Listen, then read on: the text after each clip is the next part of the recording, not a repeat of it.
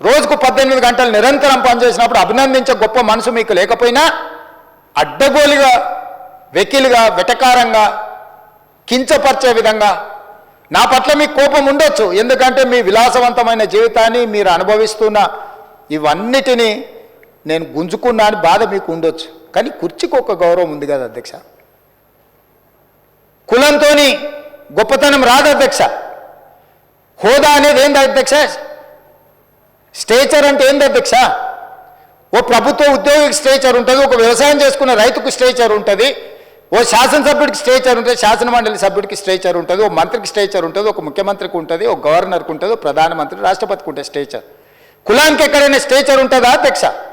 మీ కులం గొప్పది ఉండొచ్చు అని మీరు అనుకోవచ్చు, మీరుగా మీకు స్టేచర్ ఆపాదించుకోవచ్చు, నాకు అభ్యంతరం లేదు. అంత మాత్రాన మిగతా వాళ్ళందరినీ కూడా తీసి పడేసినట్టు మాట్లాడడం మంచిదా అధ్యక్ష?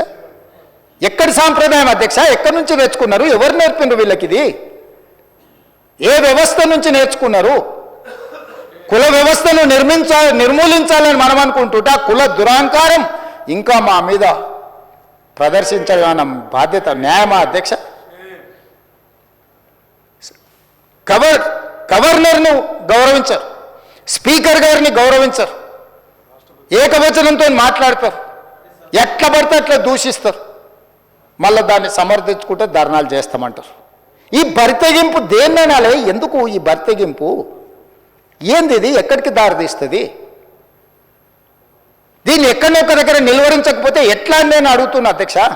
సభ్యులందరినీ అడుగుతున్నా అధ్యక్ష, ప్రతిపక్షాన్ని కూడా అడుగుతున్నా. ఇది మా ఒక్కరి బాధ్యత కాదు. చట్టసభలలో మనల్ని మనం గౌరవించుకోనప్పుడు సమాజం మనల్ని ఎందుకు గౌరవిస్తుంది? వాళ్ళకి లేదా బాధ్యత? 10 సంవత్సరాలు ప్రభుత్వాన్ని నడిపినాం, 20 ఏళ్ళు ఉద్యమాలు చేసినాం, కేంద్రంలో రాష్ట్రంలో పనిచేసినామని ఎన్నో చెప్తారు, అన్నీ కరెక్టే. మీ విచక్షణ జ్ఞానం ఎక్కడ పోయింది? అజ్ఞానమే విజ్ఞానం అనుకునే రోజులు వచ్చినాయా?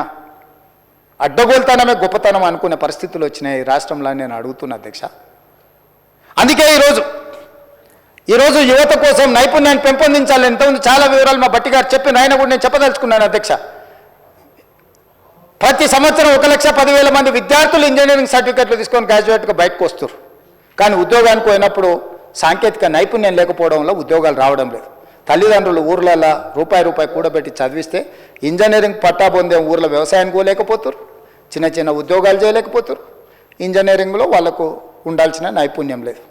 అందుకే ఆలోచన చేసి మిత్రుడు శ్రీధర్ బాబు గారు మిగతా మంత్రులందరితో నేను మాట్లాడి ఏం చేయాలి, ఇక్కడ ఎక్కడో గ్యాప్ ఉంది, రిక్వైర్మెంట్కి సప్లై అండ్ డిమాండ్లో గ్యాప్ ఉంది, దీన్ని ఏం చేయాలని మేధోమదనం చేసి మేధావులందరినీ కూర్చోబెట్టి కార్పొరేట్ కంపెనీలను కూర్చోబెట్టి పదే చర్చించిన తర్వాత యంగ్ ఇండియా స్కిల్స్ యూనివర్సిటీ సాంకేతిక నైపుణ్యాన్ని పెంపొందించాలి.